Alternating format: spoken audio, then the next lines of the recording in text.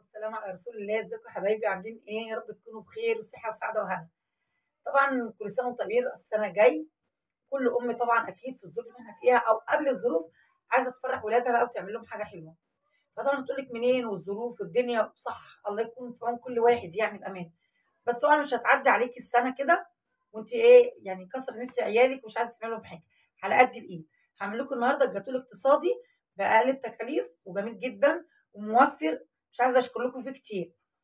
طبعا حبايبي ام اسلام، ما تحرمش منكم ابدا من وجودكم معايا. هنسمي الله ونصلي على الرسول ونخش نشوف ام اسلام بتقول ايه.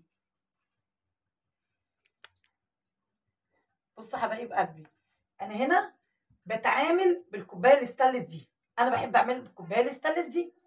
فطبعا هنا حطيت كوبايه ونص دقيق. احنا هنحضر حاجه حاجه ونشيلها. كوبايه ونص دقيق ماشي كده. هنحط عليها ايه؟ معلقتين نشا. النشا بتدي قوام جميل جدا للكيكه. ماشي. هو اصلا بيتحط على الدقيق الاسبونج. تمام كده. هنيجي هنا طبعا ده كيس بيكنج باودر كامل. تمام. وده كيك شيف يعني نص كيس موجود عندي اهو. طبعا بيدوا برده طراوه جميله جدا للعجين. استنى بس هفتحه من الجنب عشان هو مش مفتوح الا فتحه صغيره. ايه ده؟ صدقوني صدقوني صدقوني ده كان المفروض كامل اهو. كده حطيت منه معلقه يعتبر صغيره. وهتحطي ايه تاني يا ام اسلام؟ هقول لكم هنحط ايه. بصوا، دي بيكربونات الصوديوم اللي هو الكربوناتو اللي عند العطار. هتحط شعره بين صوابعك كده. طبعا انت ماشيه معايا خطوه بخطوه اهو.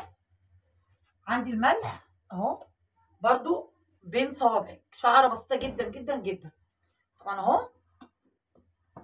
ودي نجاح الكيكه ديت او اي كيكه، النخل الدقيق. طبعا انا خلاه بس هنخله معاكم تاني اهو. انا مصفيتي صغننه بقى مش اشكال. اللهم صل وسلم وبارك عليك يا حبيبي يا رسول الله. اهوت. اي حاجه تلاقيها في الدقيق كده عشان هي اللي ايه ما بتخليش الكيكه ترفع اي فتافيت. ممكن الدقيق عرض ان هو عند العطار يجي في اي حاجه. ده دقيق الاهرامات يا حبايبي. طبعا سايب تستخدميه في جميع الاستخدامات عندك. فطير، كحك، قرقيش، اي حاجه معجنات. بصوا هنا في طالع فيه حاجات فتافيت بسيطه اهي. احنا في غنى عن ايه؟ نبوظ الحاجه عشان شويه ملح. هنركنها فين على جنب كده نرجع لها تاني. كده هنخش على المواد اللي بتتحط فين في الخلاط. عندي شفشق الخلاط اهوت. ماشي. اول حاجه هحطها عندي كوبايه لبن اهي. شايفينها طبعا درجه حراره المطبخ.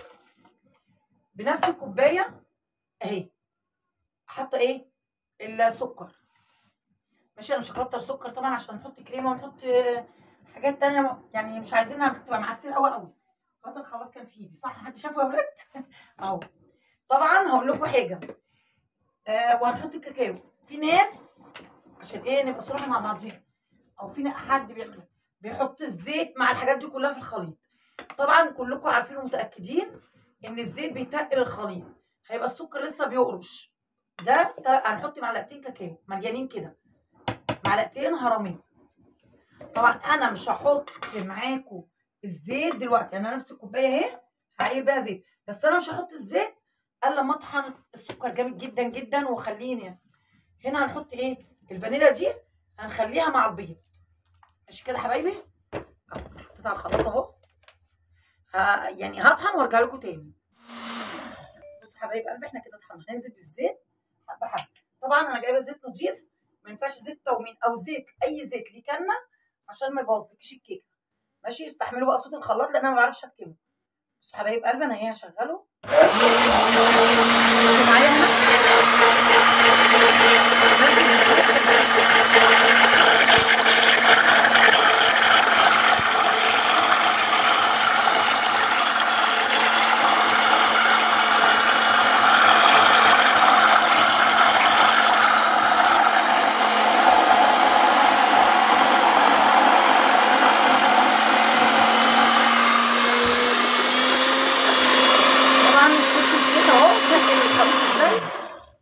الزيت تقل الخليط جدا.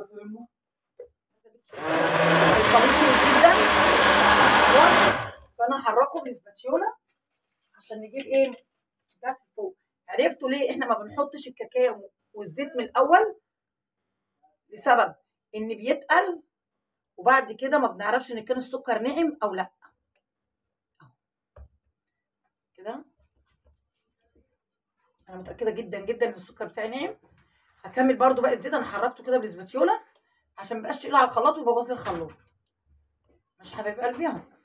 هطحن باقي الزيت وارجع لكم تاني. بصوا الزيت اهو، حطيت باقيه معاكم شايفين اهو سرسوب كده وهطحن. اللهم صل وسلم وبارك.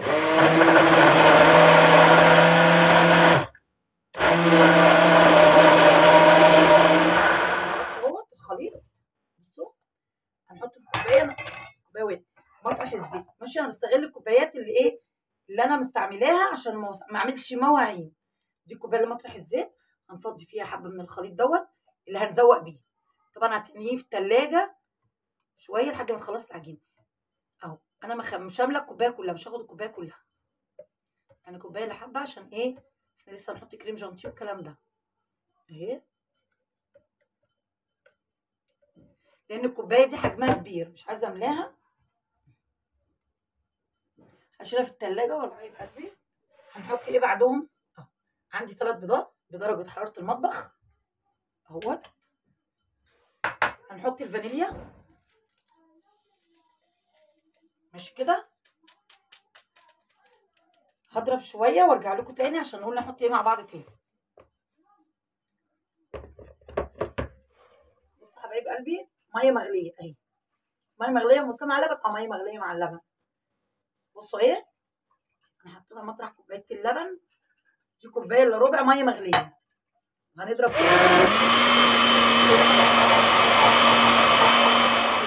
محسن جيل، ده بيتجاب من عند مستلزمات الحلويات، ده بيساعد لان احنا هنعملها معامله الجاتوه والتورته.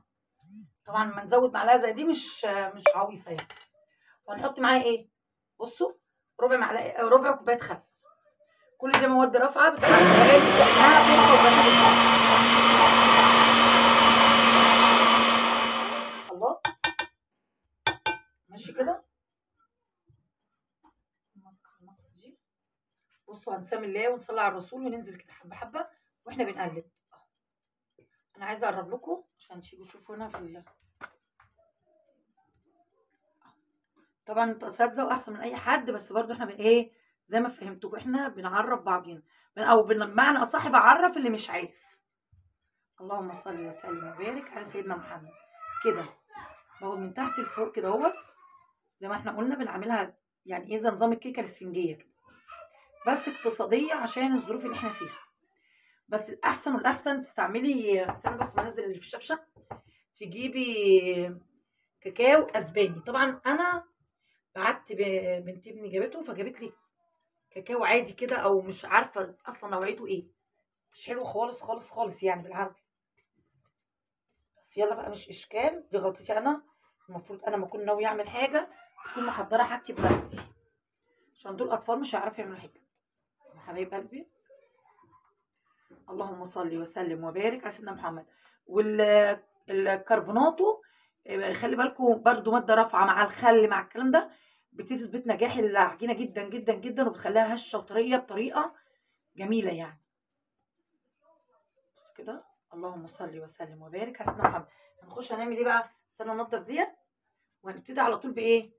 بالمضرب بقى، نعمل بالمضرب اليدوي.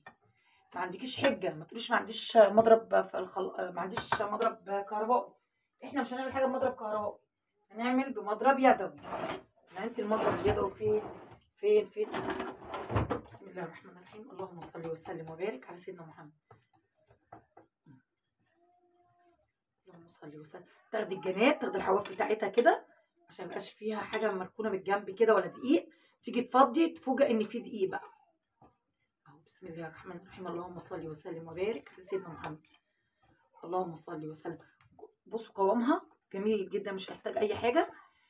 والنشا لها فايده، النشا لها فايده بتخلي لك الجاتوه او التورتايه قوامها برده جميل جدا وهيشش. كل اللي احنا المواد اللي احنا حطيناها موجوده في البيت وبكميات بسيطه، بس بتساعد على ارتفاع الكيكه وبتساعد على هشاشها. حبايب قلبي كده هنسمي الله ونصلي على الرسول بقى ونعمل ايه. انا جايبه الصاج ده دهناه زيت ماشي. انت لو هتقلبيه في حاجه تانية هنفرش ورق زبده، احنا هنزوق في نفس الصاج، فطبعا مش هحط ورق زبده. بصوا حبايب قلبي اهو. بسم الله الرحمن الرحيم، اللهم صل وسلم وبارك على سيدنا محمد. طبعا حرفها واطي، هي الكيكه دي كده كده يعني ايه، مش هتعلى العلو اللي احنا عارفينه، لانها عامله مساحه في مساحه عاليه. استنوا بقى عشان انا ايه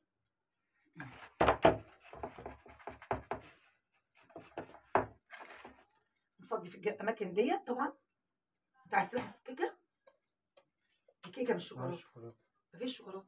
عامله اكل النهارده. عامله اكل ايه؟ انت جاي تسالني عامله اكل ايه؟ مش مهم عامله اكل ايه. ده الطفل بتاعي. قالوا لك اخر العنقود سكر معقود، وانا اخر العنقود عندي ملح. عامله ايه؟ ملح. عامله باميه وعامله لحمه وعامله رز. اللحمه طلعت عندنا لحمه. باميه ولحمه ورز وملوخيه خضراء بقى يا اولاد. وايه الملوخيه اتعملت؟ هي فيها حبه وطلعت لي حته لحمه وحبه شرب. جعان. هيبوظ لي الفيديو. كله جعان بدي حد. شفتوا الفضايح يا اولاد؟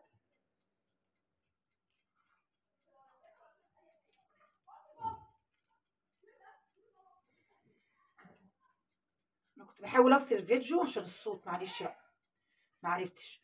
بصوا كده ننزل لاخر حاجه فيها. انا طبعا مولعه الفرن على درجه حراره 200 وتظبطها ومش هتفتحي عليها. طبعا انت اكيد الفرن بتاعك ليه باين من الازاز، هتشوفي وهي بترتفع قدامك. بصوا يا حبايبي احنا بندق كده دقيقتين 3 عشان ما يبقاش في اماكن مفرغه اهي. بس انا عايزه اجيب الخله بخله الشيش طاووق كده. احنا مش بنقسم بس عشان ما يبقاش في فراغات ولا فقاقيع في الصينيه. بسم الله الرحمن الرحيم، اللهم صل وسلم وبارك عليك يا حبيبي يا رسول الله. طول ما انت بتسمي الله وتصلي على الرسول حاجتك هتطلع زي الفل باذن الله. ربنا يحسن ما بين ايدينا جميعا. عشان قبل الكيكه ما تستوي نكون عملنا كريم جانتيه. ماشي حبايب قلبي، كوبايه كريم جانتيه خام بدون سكر. ماشي حبايب قلبي. طبعا ده موجود عندي، بس انا بحط الاول السكر. السكر بتحطيه بدل ما تجيبي اللي هو اللي بسكر، طبعا ما بيرميش معاكي، لكن ده بيرمي. انا كده هحط معلقه ونص سكر، مش هكتر سكر. ماشي كده. في هنا كريم باستري. كريم باستري ده بيدي قوام جميل جدا للكريم جانتيه بتاعنا. ده اللي بيتعمل بيه المالتيه، بس احنا بنحطه بيدي قوام جميل وطعم ولون وكل حاجه جميله جدا. هنحط معلقتين. طبعا الحبه دول ب5 جنيه، كل حاجه غليت. حط معلقتين بس.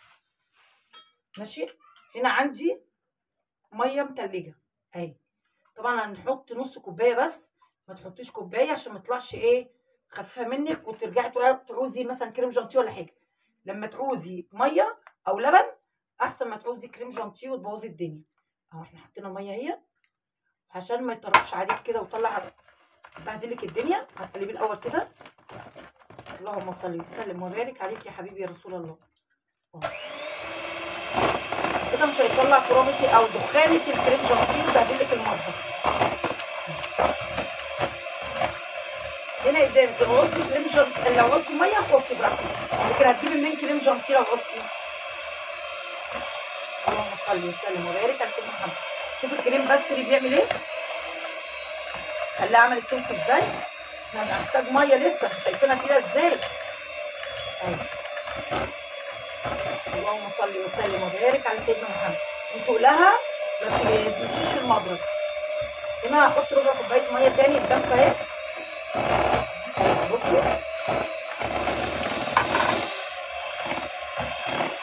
الكريم الباستري ده بامانه سحر، انا ما كنتش بعمل بيه برضه. ناس قالوا قدامي وجربته عجبني جدا جدا جدا. طبعا عايزه الكريمه بيضه براحتك. انا هعملها ايه بشوكولاته، بس شوكولاته خفيفه جدا. هاخد معلقه من الخليط اللي انا شايلاه. اللهم صل وسلم وبارك عليك يا حبيبي يا رسول الله. بصوا سمكها اهي. طبعا انتوا شايفينها. برضه هحط حبه ميه تاني صغيرين خالص. طبعا عينيكي هي اللي بتشوف مش ايديكي. شايفه الحاجه حلوه قدامك كده وتقيله، مش هتحتاجي لها ميه، يعني حلو في المظبوط ماشي، هتحتاجي لها اضطر احطها اهو. بص هنا بق صغير خالص،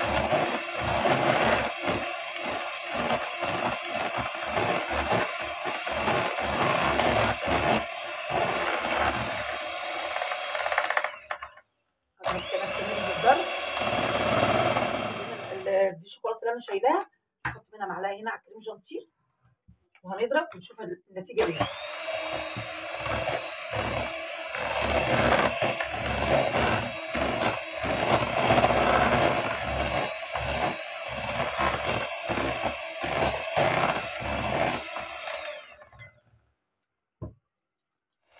حبايب قلبي القوام بتاعها اهوت بعد ما حطينا الشوكولاته خلاص كده.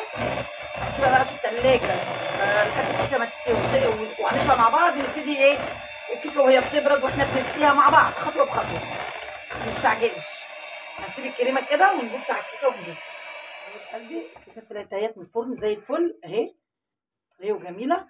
هنعمل ايه بقى؟ انا عندي هنا حبه لبن مش كتير يعني، وحطيت عليهم معلقه سكر، ودي معلقه نسكافيه. النسكافيه بيديها طعم جميل جدا وبيوديها في حته تانيه خالص. نقلبه جامد طبعا عشان النسكافيه ده ايه محبب كده، مش عايزين ينزل تبقى حته كده تحت ضرسنا نبوظ الدنيا. انا عايزه يدوب ويبقى كويس، يديني طعم وما يدينيش ايه اي حاجه تضايقني كده، حاجه تيجي تحت الضرس. اللي معايا لحد دلوقتي يا حبايب قلبي لايك وشير وشير الفيديو لاكبر عدد عشان يوصل لكم كل جديد. مسلم بتحب التوفير وبتحب تعرف حبايب. بصي انا ماسكه خله كده بفضل اخرم فيها طبعا عشان تشبع بكل حاجه نحطها. اللهم صل وسلم وبارك عليك يا حبيبي يا رسول الله.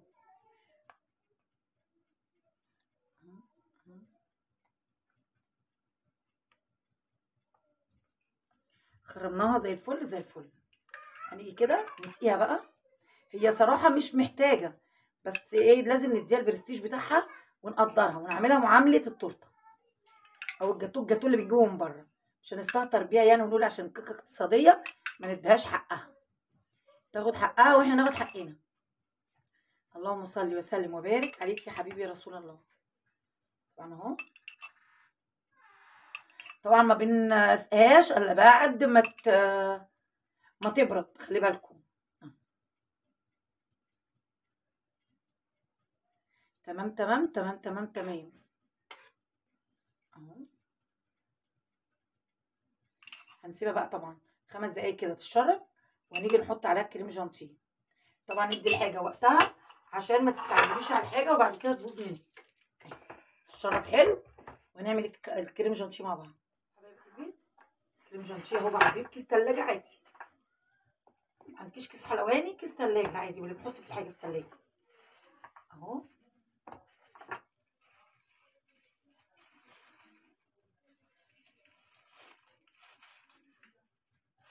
افضي الكريمه كلها عشان ادخلها جوه الكيس التاني بتاع التزويق ونعمل بيت بفيونكات بقى وكده يعني، مش عايزين نسابق الاحداث. انا ممكن افردها بالاسباتيولا بس انا مش عايزاها تعمل معايا ايه عالي وواطي والكلام ده.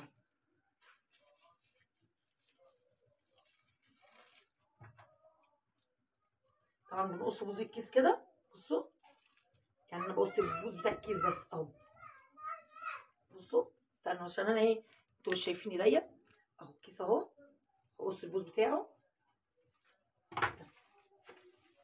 بصوا كده. اللهم صل وسلم وبارك عليك يا حبيبي يا رسول الله.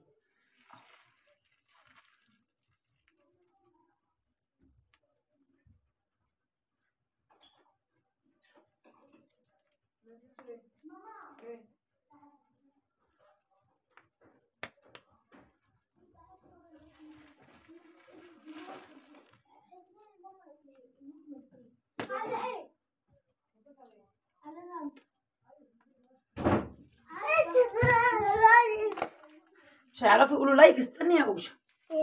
طبعا انا عشان الكريم قليل كريم جانتيه فطبعا ايه انتوا شايفين المنظر عامل ازاي.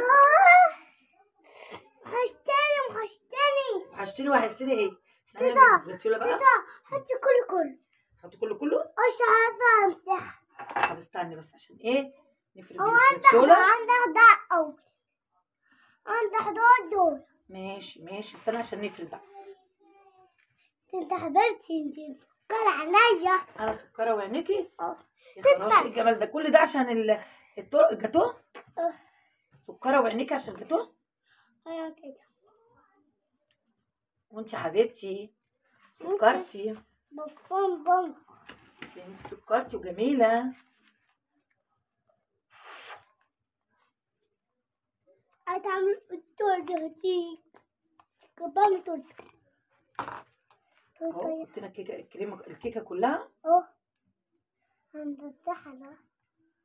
والله ولا لايك. نعمل لايك. هم قولوا لهم منى بتقول لكم حطوا اللايك، مش لازم يشوفوك يا منى، قول لهم حطوا اللايك. حطوا اللايك لتيتا. حطوا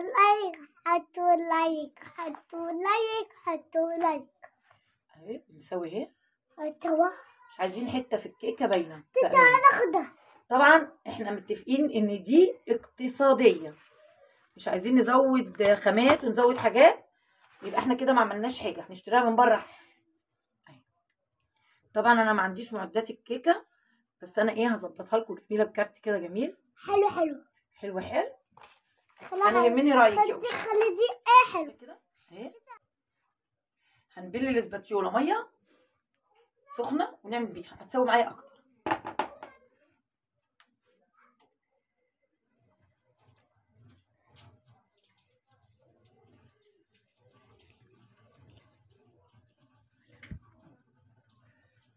بص احنا الاسباتيولا هي يا ولاد ميه سخنه اهي، خلي جنبك ميه سخنه على طول، تعمليها تبقى احسن لك اهي. هعمل لها برده ميه سخنه تاني اهو.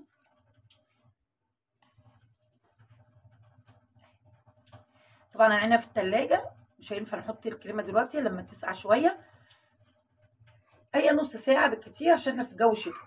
لو في صيف هقول لك ماشي اهو. هنسيبها تسقع ونرجع لكم تاني. طلعناها، هنبتدي نحط اهو الكريمه الشوكولاته اهي. نحاول نعملها كده. طبعا انا عايزه ايه اعملها بدون ان الكريم جانتيه نحتك بيه ولا نبوظ شكله. طبعا الكريمه تقلت، الشوكولاته تقلت من الفريزر، فانا طبعا هروح احط كده واساوي بالراحه.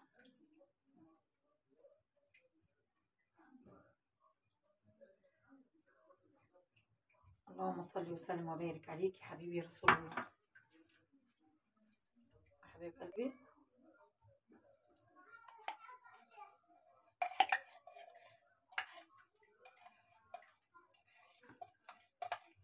اللهم صل وسلم وبارك على سيدنا محمد. باقل التكاليف وباقل الامكانيات بتفرحي عيالك وتعملي حاجه جميله جدا. حاجه طبعا ما الاولاد كلها ولا الكبار بيستغنوا عن الحلويات دي، وبالذات بمناسبه راس السنه بقى. بدل ما تكلفي نفسك، عندك عيد ميلاد، عندك واحده صاحبتك عايزه تهديها ولا حاجه، بدل ما تروحي تشتري حاجه بالغالي اعمليها في البيت باقل الامكانيات واقل التكاليف، وهتبقى جميله جدا وهتشرفك بامانه. كده وجنبنا كوبايه ميه سخنه مغليه عشان نعرف نقطع ونظبط الدنيا. طبعا هنعمل ايه؟ هنعمل كده اهي. بسم الله الرحمن الرحيم. طبعا المقاس اللي يريحك، كل شويه نبل عشان ما تبهدلش مننا اهي. طبعا المقاس اللي انت عايزاه اعمليه.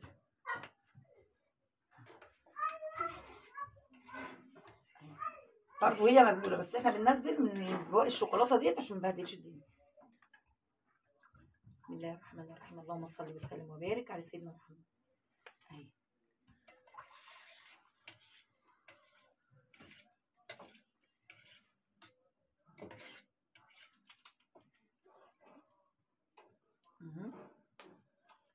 اللهم صل وسلم وبارك عليك يا حبيبي يا رسول الله. شايفين الدنيا زي الفل ازاي؟ هنعمل هنا القطعه على المقاس اللي انت عايزاه اهو. تمام كده. انا عندي هنا اول قطعيه ما طلعتش مظبوطه صراحه. هنظبط كله بقى كده. انا كنت ممكن صغرت عن كده وكانت هترمي معايا، بس انا مش عارفه، انا ايدي اختلفت يعني في القطعيه. يلا مش اشكال، احنا صغرنا تاني اهو.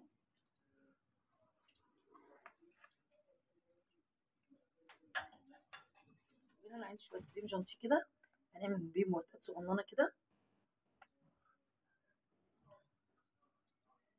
طبعا التزويق ده امزجه واذواق، انت مش عاجبك زواقي زوقي انت براحتك، التزويق اللي يعجبك. انت طبعا استاذه في مطبخك، تعملي احسن مني واحسن من اي حد. احنا بنبسط لبعض بس ايه الحاجه.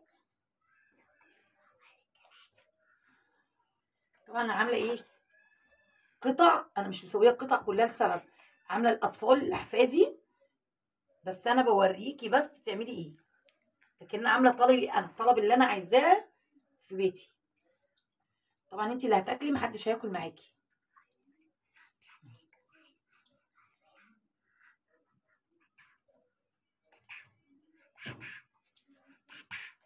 زي الفل زي الفل. هنبتدي لسه نعمل حاجات تانية معاكم.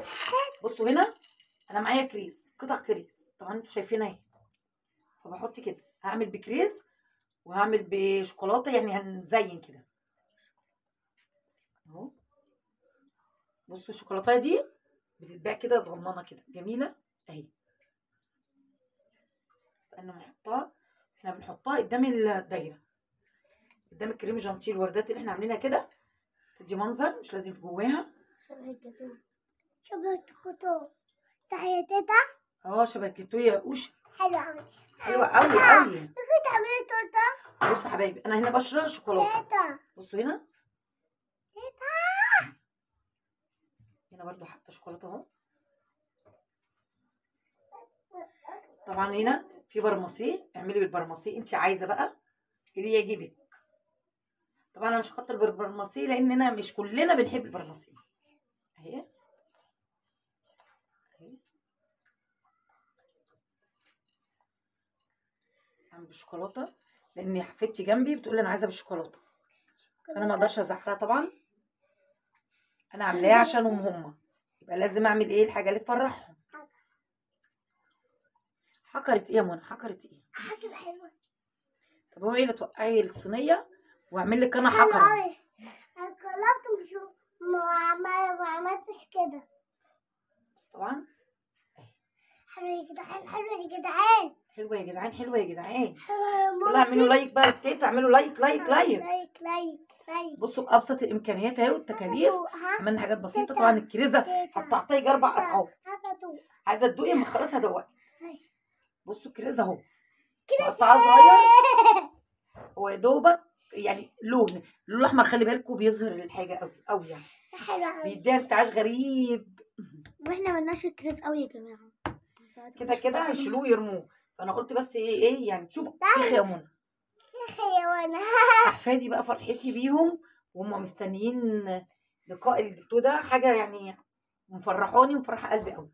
واحط لكله شوكولاته عشان طبعا هي امزجه برضو، انت كور الشوكولاته دي عندي جايبه بالزياده، فطبعا خلي ايه خليهم يتمتعوا وياكلوا براحتهم اهو. انا عاوزة روح احس بيهم حبايب قلبي، حبايب قلبي، يا رب يعجبكم. واللي معايا لحد دلوقتي بقى لايك وشير الفيديو لاكبر عدد عشان يوصلكم مني كل جديد. فين تاني فين؟ ايوه ماشي. وهي في تاني ناقص؟ جودة. طب ماشي، لا دي فيها اهي. خدتش بالي منها. ماشي. بصوا يا حبايب قلبي، الشوكولاته دي انا اوريكم انا عملتها ازاي. استنى دي سكينه حاسبه قوشه، حاسبه قوشه دي سكينه دي. بصوا الشوكولاته القطع اهي شايفينها، هعمل ايه بعملها بسكينه كده لو انتوا شايفين واضح قدامكم، مش بعمل بمبشره، بقطعها كده عادي عشوائي خالص بيدي منظر. طبعا هتجيب القطعه ديت ب5 جنيه مش كتير، وهتزينك الجاتو كله. انت بس عشان ايه تفرحي ولادك وتحسسيهم ان ايه يعني باذن الله هي سنه سعيده عليكم كلكم جميعا وعلينا وعلى جميع خلق الله. طبعا نزود الشوكولاته شويه عشان يبقى ايه اسمنا بحبحنا. طالما فيه. حلاوة يا حلاوة يا حلاوة يا حلاوة. يا جماعة في واحدة دلوقتي عايزة تنط جوه التورتة. اهي بنت ابني عايزه تخش جوه الجاتوه نفسه. طبعا القطعيه انا مش مقطعه قطعه محلات، انا قطعه قطعيات لاحفادي عشان القطعه الصغيره. مثلا الاطفال عايزه صغير بتديها، حد عندك كبير هتديله كبير عشان ما يفوتش منها ويبهدل الدنيا. خدي خدي اقعدي كلي يا امشي. ماشي يا حبايب قلبي. يا رب اللي معايا لحد دلوقتي بقى يعمل لايك وشير فيديو. هجيب الشوكه والمعلقه والطبق وكده. نطلع قطعه بقى من الجاتوه ونشوفها كده ايه راينا فيها، حلوه ولا. بصوا بسم الله الرحمن الرحيم. بصوا جميله جدا اهو لو انتوا شايفينها اهي، حاجه فاخر من الاخر. بغاشه يا باشا زي ما بيقولوا كده اهي. بصوا بصوا جميله جدا.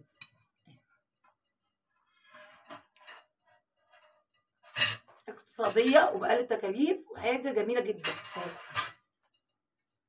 الجمال ده. بصوا كريمه. يلا كله بقى لايك وشير وشير الفيديو لاكبر عدد عشان يوصل لكم مني كل جديد. واللي معايا لحد دلوقتي بقى يفرح ام اسلام بالتعليق الجميل واللايك الجميل جدا جدا اللي بيعجبني منكم. هسيبكم في رعايه الله والسلام عليكم ورحمه الله وبركاته. والصلاه والسلام على رسول الله. ازيكم يا حبايبي عاملين ايه؟ يا رب تكونوا بخير وصحه وسعاده وهنا. اللي عايز يشوف الجاتوه اتعمل ازاي، جاتوه اقتصادي جدا جدا بدون اي تكلفه، خشوا سمي الله وصلي على الرسول. خشوا شوفوا ام اسلام بتقول ايه. حاجه جميله جدا. بصوا جميله جميله جميله وعلى قد امكانياتك. والقطعيه مش لازم تكون زي بتاعت المحلات. بصوا كيكه جميله جدا والكريمه كل حاجه حلوه واقتصاديه مش مكلفه. سمي الله وصلي على الرسول. وخشوا في الفيديو بايه.